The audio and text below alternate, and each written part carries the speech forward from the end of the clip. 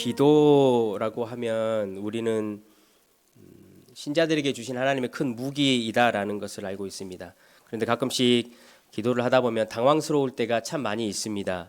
하나님께서 전혀 응답하시지 않고 잠잠하기 때문이죠. 혹은 때로는 하나님께서 우리가 기도했던 것과 반대되게 응답하실 때가 있습니다. 그리고 우리가 기도를 하다가 보면 어떨 때는 정죄감 같은 것도 같습니다. 제가 목포에서 한 목사님을 뵌 적이 있었는데요. 그 목사님이 이런 이야기를 저에게 하셨습니다. 자기 목사님 옆집에 한 아저씨가 계셨는데 그 아저씨에게 복음을 좀 전하고 교회로 인도하기 위해서 고민하고 기도를 계속 했다고 해요.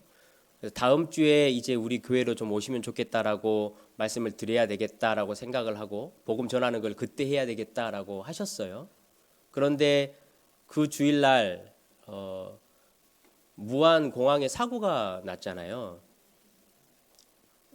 그 옆집 아저씨가 안 보이시는 거예요. 그 알고 봤더니 그 사고 때문에 돌아가신 거였어요. 그 목사님께서도 너무 황망하신 거죠. 기도를 계속해서 해왔는데 하나님이 너무 반대되는 듯한 응답을 주시기도 하시고, 목사님은 스스로는 내 기도가 너무 부족했나, 내가 뭘 못했나 라는 정죄감이 들기도 하고, 우리가 기도를 생각하면 그럴 때가 참 많이 있어요. 그래서 기도하면 가끔씩은 의미가 없다, 이거 해서 뭐 하나 하는 생각이 들 때가 참 많이 있죠. 기도할 힘이 없어질 때도 참 많이 있습니다. 하나님을 의심하게 될 때도 많이 있죠. 그런데 성경을 보면 하나님께서 이럴 때일수록 너희가 더욱 기도를 해야 한다라고 말씀을 하셔요. 왜냐하면 성령 하나님이 계시기 때문이다라고 이야기를 하시죠. 그분이 우리의 연약함을 도우시기 때문이다라고 이야기를 하셔요. 여러분, 성령 이야기하면 어떠세요? 우리 성령 이야기하면 일반적으로 좀 불편하시죠, 그죠? 성령 이야기하면 거부감이 먼저 들 때가 있어요. 광신도들 같은 느낌, 막 이렇게 쓰러지고, 어떤 목사님은 에네르기파를 발사해가지고 막 이렇게 옷을 휘두르면 싹 쓰러지고 희열감을 느끼시고 막 이런 일도 있고요. 신비주의 뭐 이런 거, 성령을 생각하면 이제 그런 게 생각이 나는데요. 여러분, 성령 하나님이 안 계시면 성도도 없고 교회도 없습니다, 사실은. 그리고 우리가 성도로서 하루하루를 살아가는 이 삶이 가능한 것도 성령 하나님 때문입니다. 우리가 믿음을 갖게 되는 것도, 우리가 중생을 하고 예수님을 알게 되는 것도 성령 하나님 때문이죠. 우리가 교회를 올 수 있는 것도, 우리가 기도를 할 수 있는 것도, 예배 시간에 앉아서 말씀을 들을 때 이 말씀이 이해가 되고 마음에 무엇인가 동의가 되고 움직임이 있게 되는 것, 그것도 성령 하나님이 하시는 일입니다. 내가 죄와 유혹이 있을 때 이것과 한번 싸워봐야 되겠다, 하나님이 기뻐하시지 않는 것이지 라는 마음이 드는 것도 성령께서 저와 여러분의 심령을 설득하시기 때문에 가능한 일이죠. 우리가 참다운 인간답게 살아가는 삶을 살아보려고 애쓸 수 있는 것도 성령께서 저와 여러분 가운데 열매들을 맺게 하셔서 사랑과 희락과 화평과 절제와 이런 것들을 주시기 때문에 가능한 일이죠. 성령 하나님은 그래서 우리가 생각하는 것처럼 어떤 힘과 능력이 아닙니다. 성경은 또 다른 보혜사라고 말씀을 하셨죠. 예수님이 가시고 또 다른 보혜사를 보내신다고 하셨으니까 성령 하나님은 예수님을 대신하시는 분이신 거예요. 보혜사, 여러분 많이 들어보셨잖아요. 보호하시는 분이고 은혜를 주시는 분이고 우리의 스승님이시다라는 의미예요, 보혜사. 그래서 이것을 영어에서는 어떻게 번역을 하냐면 위로하시는 분이고 우리를 변호하시는 분이고 우리를 상담해 주시는 분이다라고 말해요. 성도의 마음에 평안을 주시고 무엇인가 깨달음을 주시고 위로와 힘과 소망을 주실 때에는 성령께서 지금 그 일을 하고 계신다라고 보시면 돼요. 그래서 성령 보혜사를 파라클레토스라고 이제 원어에서는 말을 해요. 옆에 부르시는 분이라는 의미예요. 성령 하나님은 우리와 너무 친밀하게, 심지어 우리에게 내주하시듯이 가까이 계셔요. 직접적으로 간섭하시고 하나님의 나라와 복음의 일에 대해서 효력 있게 성도에게 영향을 미치시고 계시죠. 이런 성령 하나님께서 말할 수 없는 탄식으로 친히 기도로 지금 우리를 도우신다라고 본문이 이야기를 합니다. 두 가지를 그래서 이야기를 하려고 합니다. 왜 이 성령께서 탄식의 기도를 하시는가 그 이야기하고, 어떻게 그러면 그 탄식으로 우리를 돕고 계시는가, 두 가지로 오늘 이야기를 좀 들어보려고 합니다. 오늘 26절, 27절 여러분 눈으로 좀 성경을 같이 좀 보시면 좋겠어요. 성령이 탄식하신 장면이 26절, 27절인데요. 거기 시작할 때 이와 같이 성령도라고 돼 있어요. 그러니까 성령의 탄식하는 그 이유를 우리가 알려면 앞에 18절에서부터 25절까지를 보면 이제 오늘 성령의 탄식하신 이유를 알겠죠. 왜냐하면 이와 같이 성령도 탄식하신다고 말씀하니까. 18절에서 25절을 보면 두 번의 탄식이 등장을 합니다. 현재의 우리가 살아가고 있는 삶이 어렵고 고난스러웠기 때문에 탄식하는 존재가 두 개가 있다고 말해요. 첫 번째는 피조물들이 탄식을 한대요. 두 번째는 우리들, 그러니까 바울을 포함한 성도들이 탄식을 하고 있대요. 이 두 부류가 탄식하는 것처럼 성령도 지금 탄식을 하고 계신다라고 말씀을 하시는 거죠. 탄식이라는 단어는요, 우리가 일반적으로 생각했을 때 절망과 포기할 때 이렇게 탄식한다라고 말하잖아요. 그런데 여기서 말하는 이 탄식이라는 단어는 절망과 포기가 아니에요. 이 산모들이 아이를 낳을 때 하는 소리예요. 그러니까 고통스럽지만 무엇가 거기에 반드시 포함되어 있죠? 소망이 반드시 포함되어 있어요. 힘들고 어려워서 소리를 내고 꽁 탄식을 하지만 그 안에 깊은 소망과 기대가 포함되어 있는 탄식이에요. 피조물이 탄식하는데 왜 이 피조물들이 탄식을 하냐면, 지금 이성적으로 우리가 보이는 이 모든 것들 그 피조물이라고 이야기를 하잖아요. 허무한데 굴복하고 썩어짐의 종로로 타고 있기 때문에 이 피조물들이 지금 탄식하고 있대요. 여러분 피조물 탄식하는 거 보셨어요? 지나갈 때. 인간이 타락한 이후에 우리 인생들 때문에 자연 만물이 저주를 받았잖아요. 그래서 가시도 생겨나고 병충해도 생겨나고 약한 짐승들과 생물들은 잡아먹히고 강한 자들이 득세하는 원리가 시작되었어요. 동물의 왕국 같은 거 여러분 한번 보시면 진짜로 비참하고 허무할 때가 많이 있어요. 그 세계를 보면 새끼를 낳는데 자기 새끼잖아요. 근데 자기보다 힘센 짐승이 와가지고 자기 새끼를 잡아먹는데 어미나 아비가 할 수 있는 일이 없어요. 맞서 싸우지도 않고 빙빙 돌면서 그냥 하는 그런 모습을 보면 얼마나 이게 허무하고 비참한가요? 여러분 하루살이의 인생을 인생은 아니겠죠. 하루살이의 삶을 생각해 보셨어요? 저는 가끔 묵상합니다. 얘는 왜 태어나서 이렇게 허무하게 살다가 가는가? 얘에게 삶의 목적이란 게 무엇일까? 얼마나 허무하겠어요. 독초이면서 약초인 이 식물들도 많이 있잖아요. 어떤 사람은 잘못 먹으면 그걸로 죽고 어떤 사람은 그것 때문에 살아나는 경우예요. 여러분 이들이 왜 탄식하냐면요, 그런 거예요. 자기들도 원래 하나님이 창조해 주셨던 것처럼 선한 삶, 기쁜 삶, 그리고 남들에게 독을 주는 삶이 아니고 남들을 구할 수 있는 삶만을 살고 싶은 거예요. 근데 타락한 것 때문에 안 되잖아요. 계시록에 가면 이제 마지막에 생명수 나무가 등장해요. 그 나무가 사시사철 열매를 주고 그 잎사귀는 사람의 병을 치유한다라고 돼 있어요. 그 밖에 있는 독초들도 그 일을 하고 싶은 거예요.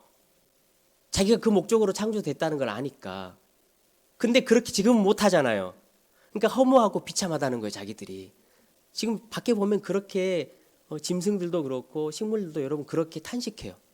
그래서 빨리 하나님의 자녀들이 나타났으면 좋겠다라는 거예요.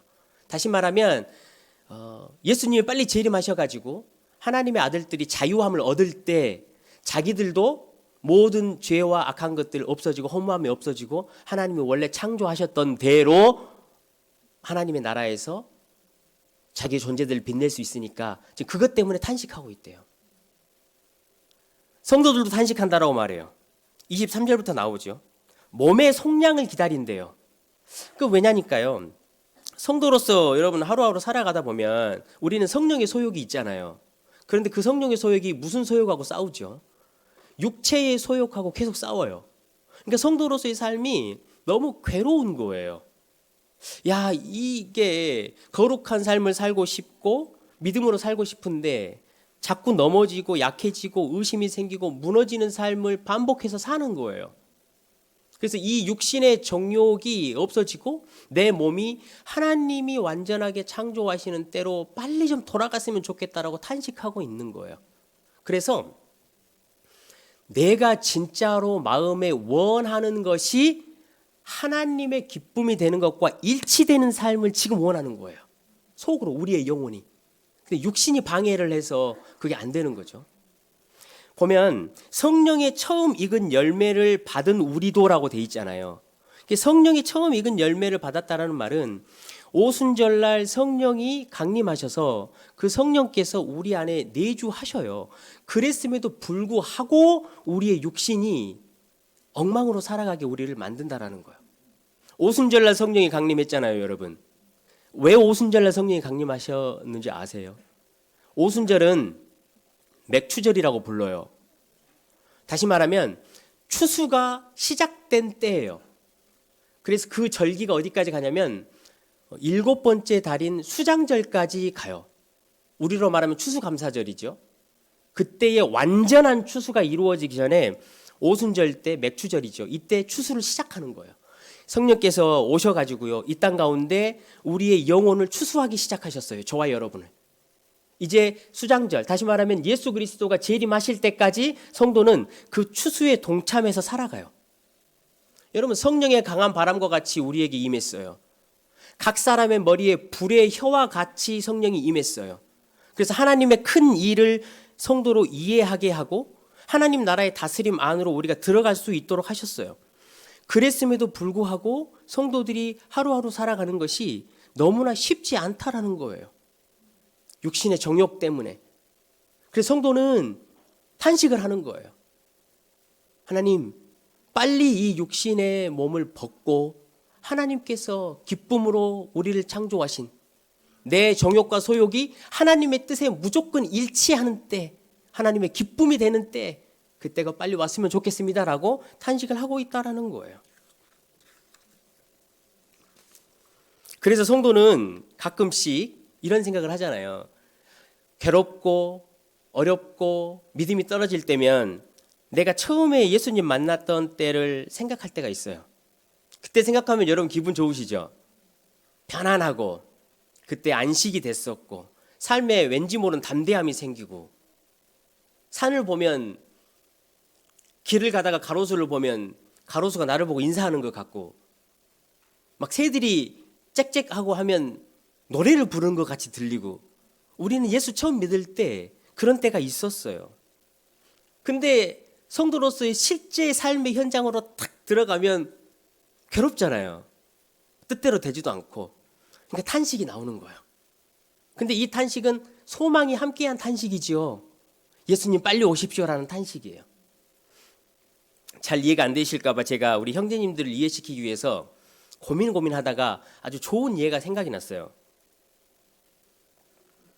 여러분 이등병 때 군대 가셔가지고 이등병 때 휴가 나오시잖아요. 이등병 때 휴가가 끝나고 부대로 복귀하는 버스 안에서 한 사람도 예외 없이 탄식해요. 근데 이 탄식이 두 가지가 섞여 있어요. 첫 번째는 휴가 나와서 진짜 자유로움을 맛봤다는 거 하나. 그 맛을 봤기 때문에 군대에 들어가는 게 탄식이 되는 거죠. 두 번째는 소망이 있어요. 곧 있으면 제대할 날을 소망하며 탄식하는 거예요. 국방부 시계는 그래도 돌아간다 이런 말 있잖아요. 성도의 삶이 비슷해요. 예수 그리스도를 만날 때 그 기쁨, 그 자유와 평안이 있지만 현실의 삶에서는 너무 괴롭고 고통스럽기 때문에 우리 주님이 다시 재림하실 그 행복한 날을 소망하며 날마다 탄식하는 거죠. 이처럼 성도는 죄의 경향성이 아직까지 남아 있어요. 사탄이 여전히 불법적으로 성도를 미혹하고요. 우리가 또 이 시대에 섞여서 살기 때문에 악의 피해자가 될 경우가 많이 있어요. 연약해지지요. 기도조차 못할 때가 너무나 많아요. 고통의 시간이죠. 하나님이 어떻게 인도하실지 하나님도 묵묵부답일 때가 많이 있고, 그러다 보면 내 생각대로 구하기도 하죠. 기도가 성도의 특권이고 무기인 줄 알지만 우리의 가장 연약함은 무엇이냐면 마땅히 기도할 바를 알지 못한다는 거예요. 하나님께서 마땅히 이때에 우리 성도에게 기도할 바를 하나님을 알고 계실 텐데 우리가 모르니까 기도하는 것이 마치 빈총 같아요. 하나님하고 아무런 상관없이 기도하는 것 같죠. 지치지요. 논리적으로 언어적으로 기도를 못할 상황에 직면하고 그저 한숨만 앉아서 쉴 때가 참 많이 있어요. 그래서 성도들이 앉아서 마라나타 이렇게 고백하잖아요. 우리 주님 오소서. 근데 성령께서는요, 이러한 성도의 삶을 너무나 잘 아셔요. 그래서 그것을 도우시기를 원하셔요. 도우시기를 기뻐하셔요. 우리의 삶을 맞들어 주시길 원하시고 너희가 혼자가 아니라는 것을 우리에게 말씀해 주시길 원하셔요. 그래서 우리의 무거운 이 짐들을 함께 지시고 우리를 대신해서 기도하셔요. 어떻게 그렇다면 탄식으로 우리를 위해서 기도로 도우시나? 말할 수 없는 탄식이라고 말하잖아요. 그러니까 말로 표현할 수가 없는 탄식이에요. 그러니까 성도는 지금 성령께서 말할 수 없는 탄식으로 우리를 위해 기도하고 있는 내용을 잘 인식하지 못해요. 잘 깨닫지 못한다는 의미예요.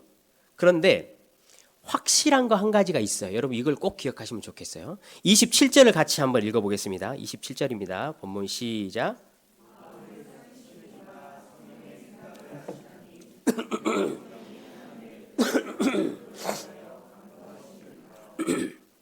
아멘. 이 본문 27절이 좀 내용이 여러분 직관적으로 이해가 잘 안 되시죠? 아니 성령이 탄식하고 기도하는데 마음을 살피어서 하는 이게 무슨 말인가 그러실 거예요. 근데 이런 의미예요. 한번 들어보세요. 성도가 마음이 괴롭잖아요. 그러면 기도를 하지 못해요, 잘. 그럼 가만히 앉아가지고 한숨을 푹 쉬고 신음만 하고 탄식할 때가 참 많이 있어요. 그런데 그때 성부 하나님이 우리의 마음을 살피셔요. 전 목사 안에 탄식이 있고 고통이 있고 아픔이 이렇게 있잖아요. 근데 마음을 막 살피시다가 우리의 마음을 아시니까 그 마음의 탄식과 섞여져 있고 그 마음의 탄식과 함께 겹쳐져서 있는 어떤 다른 소리가 있는 거예요. 그게 바로 성령께서 성도를 위해서 기도하고 있는 소리예요. 성령은 하나님의 마음을 알잖아요. 그러니까 하나님의 뜻대로 기도하고 있어요. 그러니까 성도는 기도할 바를 몰라서 탄식하고 있는데 이 탄식에 섞여서 성령께서 하나님의 뜻을 위해서 기도하고 있다라는 그 기도를 하나님이 들으시는 거예요. 그래서 하나님의 뜻대로 기도에 응답되게 하신다라는 말이에요. 그게 말할 수 없는 탄식으로 기도하시는 방법이세요. 성령님은 하나님의 마음을 너무나 잘 아시기 때문에 선하신 하나님께서 지금 왜 이 성도를 이런 상황에 넣으셨는지를 성령님은 너무 잘 아셔요. 하나님의 마음을 아니까. 그래서 하나님께서 이 다음에 어떤 계획을 하시고 어떻게 진행시키시고 어떤 시간에 어떤 환경에 어떻게 하나님이 이 성도를 인도하실 거라는 것을 성령님은 잘 아셔요. 그러니까 우리가 기도하지 못하고 탄식하고 있을지라도 그 탄식 속에 섞여서 성령님이 하나님의 뜻에 맞춰서 기도를 하고 계신다라는 거예요. 우리는 정말로 알지 못해요. 어려움과 고난이 오면 그 자리에 털썩 앉아서 주여 하고 탄식만 하고 있지만 그 다음 스텝과 일들을 하나님이 어떻게 하실지 성령님이 알기 때문에 성령께서 우리를 위해서 지금 기도를 해주셔요. 그러니까 여러분, 우리가 기도를 못할 때 너무 절망하지 마십시오. 그때가 바로 성령께서 강하게 기도하시는 때이십니다. 하나님의 뜻을 따라서 우리를 위해 기도하시기 때문에 그 기도가 가장 효력 있는 기도이지요. 그것이 바로 응답되는 기도예요. 성령의 탄식하시는 기도를 철저하게 경험한 사도 바울이 오늘 로마서를 적었어요. 로마서뿐만이 아니고 성경 구석구석을 보면 이 사도 바울은 자기가 선교 여행을 하면서 지치고 고통당하고 기도도 하지 못할 때가 너무나 많이 있었어요. 이 사도 바울도 한숨만 쉬고 앉아 있을 때도 있었어요. 그럴 때 성령께서 자기를 위해 기도로 탄식으로 도우셨다라는 사실을 알게 된 거예요. 그래서 하나님의 뜻대로 선교 사역이 열리고 전도가 됐다라는 것을 안 거죠. 그래서 성경에 구석구석에 이렇게 써요. 너희 안에서 행하시는 이가 하나님이시다. 그 하나님의 기쁘신 뜻을 너희에게 마음에 주셔서 그 소원대로 너희로 행하게 하신다. 내가 절망하고 있지만 성령께서 기도로 하나님의 뜻대로 가게 하신다라는 거예요. 또 이렇게 써요. 우리 가운데 역사하시는 능력으로 우리가 구하거나 생각하는 모든 것에 더 넘치게 일하신다. 우리 가운데 역사하시는 그 성령의 능력으로라고 기록을 해요. 성령께서 기도해 주시는 이 기도는 그렇기 때문에 하나님의 뜻을 구하는 기도이고 우리에게는 위로와 감동과 인도하심과 설득과 깨달음의 일을 하시는 것이죠. 지난주에 제가 암 환우들과 있었던 곳에 이야기를 잠깐 했는데요. 그곳에 중국 선교사님이 한 분 들어오셨어요. 석원재 선교사님이라고 제가 좀 성함도 잊어먹질 않는데 중국에서 15년을 사역을 하셨어요. 그런데 자기와 가장 신뢰하고 친했던 선배에게 선교지에서 어떻게 모함을 당하고 배신을 당했어요. 그래서 그 일이 총회까지 보고가 돼가지고 이 선교사님이 면직이 되셨어요. 완전한 모함이었어요. 병을 얻으셨어요. 가지고 저희 센터까지 오셨는데 사기로 들어오셨어요. 얼마나 고통스러웠겠어요. 근데 어느 날 밤에 숙소로 저를 부르셨어요. 전 목사, 예수님을 믿는다고 해서 죽음이 다 준비된 건 아니야. 그런데 나는 이제 준비가 된 것 같아 라는 이야기를 하셔요. 그래서 선교사님 그게 무슨 말씀이세요? 그랬더니 그 앞에 센터에 들어오셔가지고 있었던 일을 잠깐 이야기를 해주셨어요. 그 센터에서 이제 암화들 치료하기 위해서 가끔씩 이렇게 작은 캠프를 열어요. 그래서 여러 가지 이제 시도도 해보고 이렇게 하는 캠프를 하는데 이제 우리 센터에서 해외에 있는 선교사님들이 병을 얻으면 가실 곳이 없으니까 이제 우리 센터로 오셔서 좀 요양을 하고 회복을 할 수 있는 일을 좀 해야 되겠다라고 계획을 세우면서 총회에 있는 선교부 목사님들과 사모님들 초청을 했었어요. 근데 그 시골에 총회에서 오셨는데 그 오신 임원 목사님 부부 중에 이 선교사님을 모함하고 면직했던 분이 있는 거예요. 너무 황당하죠. 그 시골까지 오셨는데 요양을 하는데 거기까지 오신 거예요. 선교사님이 그 옛날 생각이 나가지고 너무 괴로운 거예요. 분노, 절망. 그래서 자기가 목사이고 육신의 죽음을 앞두고 있지만 그 육신의 죽음보다 자신의 영혼의 고통이 너무 고통스러운 거예요. 예수 그리스도를 믿고 있지만 자기가 주님 앞에 갈 준비가 안 됐다라는 걸 아는 거예요. 근데 기도를 해야 되잖아요. 근데 기도가 안 돼요. 너무나 괴롭기 때문에. 그 거짓 모함 때문에 가정이 거의 풍비박산이 난 거잖아요. 사모님하고 2딸 어린 딸이 있었거든요. 근데 기도도 안 되고 오면은 진짜로 말 그대로 탄식만 계속해서 나고 억울하면 눈물만 나고 그런 시간이 좀 있었대요. 선교사님에게. 근데 어느 날 정말로 신비하고 정말로 감사하게도 선교사님 마음 가운데 어둠이 사라지고 빛이 창조가 된 거예요. 그분들을 위해 기도가 되고, 기도가 되는 첫 기도가 뭐냐면 그들을 불쌍히 여겨주십시오. 애통하는 마음이 이 안에 온 거예요. 그 애통하는 마음으로 기도를 하기 시작하다가 결국은 용서에까지 이르는 그 일을 하셨어요. 여러분, 이 선교사님은 정말로 어떻게 기도해야 될지도 모르고 자신의 심령을 컨트롤할 수도 없었고 정말로 말 그대로 탄식만 있었어요. 그렇지만 성부 하나님께서 이 선교사님의 마음을 잘 아시잖아요. 마음을 잘 살피셨어요. 그래서 하나님께서 지금 이 선교사님에게 진짜 원하는 기도가 무엇인지를 알고 성령께서 같이 탄식으로 기도해 주신 거예요. 여러분, 하나님이 원하시는 게 무엇이었을까요? 이 선교사님에게. 질병을 낫는 것도 물론 하나님이 원하시는 일이에요. 그러나 하나님에게서는 그것보다 더 귀한 것이 있었어요. 그래서 저를 불러서 이제는 내가 준비가 된 것 같다. 그리고 당신 스스로가 정말로 사모님이 너무 여리여리하시니까 자신의 장례식을 다 준비하셨어요. 혼자 스스로. 자녀들 학교까지 다 세팅을 하고 하나님의 부르심을 받으셨어요. 너무나 편안하고 감사하게. 성도 여러분, 오늘 28절 마지막에 보면 성령의 탄식하는 기도를 통과하고 나서 이렇게 말해요. 우리가 알거니와.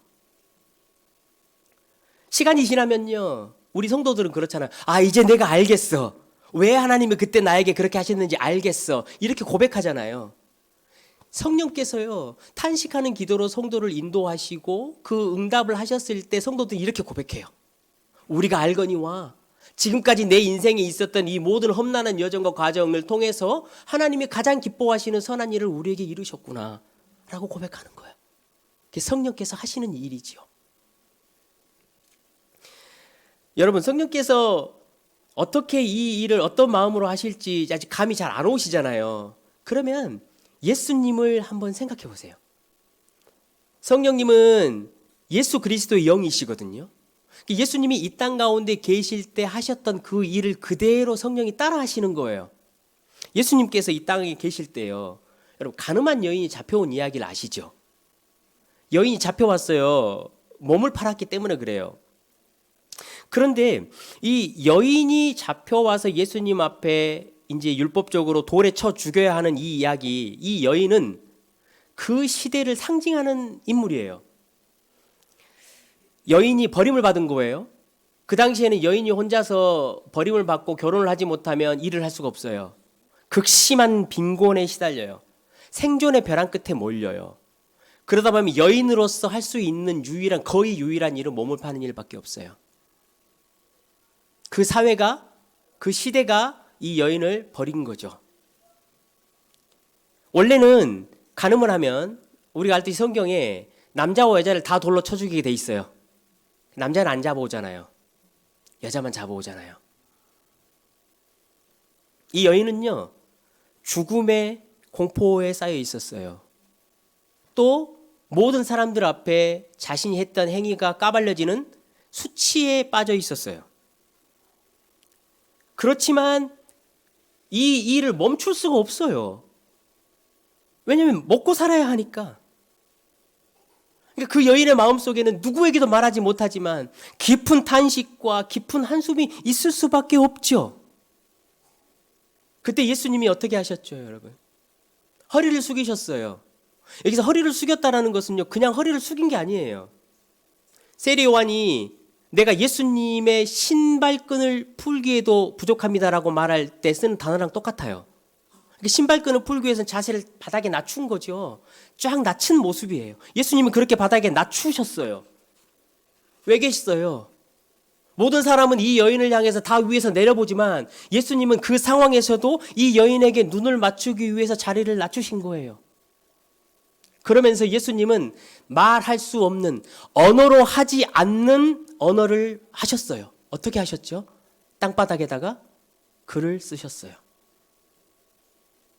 사람들은 이 여인을 잡아올 때 그렇게 말했을 거예요. 자기들 말로 로아미, 로루하마, 로아미, 이 여인은 로아미, 로루하마야, 이렇게 말했을 거예요. 호세아에 나온 말이에요. 내 백성이 아니야, 우리 백성이 아니야. 이 여자는 우리 백성이 아니야, 율법을 어겼어. 이 여인은 로루하마, 긍휼함을 받은 여자가 아니야. 이 여인은 사랑받지 못해 하나님에게, 그러니까 몸을 팔지 라고 말했을 거예요. 그러나 예수님은 그렇게 하지 않으셨어요. 땅바닥에 앉아서 글씨를 쓰셨어요. 무슨 글씨를 썼는지 우리는 모르지만 제가 생각건데 우리 예수님은 이렇게 쓰셨을 거예요. 암미, 로암미가 아니고 암미, 이 여자는 내 백성이다. 로루하마라고 사람들이 말하지만 예수님은 거기다가 루하마라고 쓰셨을 거예요. 이는 내 사랑받는 딸이다.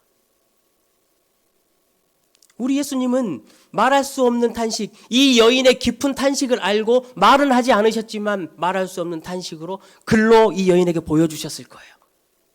너는 암미, 루하마. 나는 너를 정죄하지 않아, 딸아. 내가 너의 마음을, 상황을 다 알아. 그러니 내가 너의 대신 탄식하마. 너의 고통과 수치를 내가 감당하마. 내 죽음으로 너를 나의 아버지에게 데리고 가겠다. 예수님께서는 이 일을 이스라엘 땅에서만 하셨어요. 그러나 이제 성령을 우리에게 보내셔가지고 이스라엘 땅에 국한되지 않게 온 열방 가운데 우리 구주 예수 그리스도를 부르는 누구에게든지 이 일을 하시러 오신 거예요. 주의 이름을 부르는 자들에게. 성도 여러분, 성령님은 기도하는 성도들과 함께 기도하십니다. 기도하는 성도들을 위해서 기도하십니다. 깊은 탄식이 있으실 때 그때가 곧 하나님의 깊은 간섭이 있으실 때입니다. 그렇기 때문에 성도의 능력 있는 기도는 유창한 말이 아닙니다. 오랜 시간 앉아 있는 것이 아니죠. 눈물을 펑펑 쏟는 기도가 아닙니다. 큰 목소리로 하는 기도가 아닙니다. 성도의 진짜 능력 있는 기도는 성령께서 지금 나와 함께 탄식으로 기도하신다라는 사실을 인식하고 인정하는 것이죠. 그것을 신뢰하고 의지하는 기도가 성도에게는 가장 능력 있는 기도입니다. 나의 연약함을 속히 인정하는 기도이지요. 그분은 우리의 유익을 위해서 기도하시고 하나님의 선한 뜻이 우리 가운데 펼쳐지도록 지금도 기도하고 계십니다. 사랑하는 성도 여러분, 어떤 형태로든지 언제라도 기도를 시작하십시오. 그때 성령의 기도가 시작되십니다. 기도가 의미 없어 보이고 기도를 포기하고 싶고 의심이 들고 절망이 드십니까? 다시 기도의 자리를 만들고 기도의 시간을 정해 보십시오. 그래서 그 자리에 나와서 그냥 앉아 있어만 됩니다. 주님, 아버지만 하고 여러분 그렇게 다시 시작해 보십시오. 성령 하나님은 저와 여러분의 연약함을 아십니다. 이미 그분은 우리를 위해 기도할 준비를 하고 계십니다. 우리를 기다리고 계십니다. 우리로 그 기도를 통해서 확신케 하시고 알게 하실 것입니다. 우리의 삶이 하나님 안에서 모든 것으로 합력하여 선을 이루시는구나. 이번 한 주 동안 성령님께서 하나님의 뜻을 우리에게 선하게 이루실 것을 기대하시며 승리하신 한 주 되시기를 주님의 이름으로 간절히 축원합니다.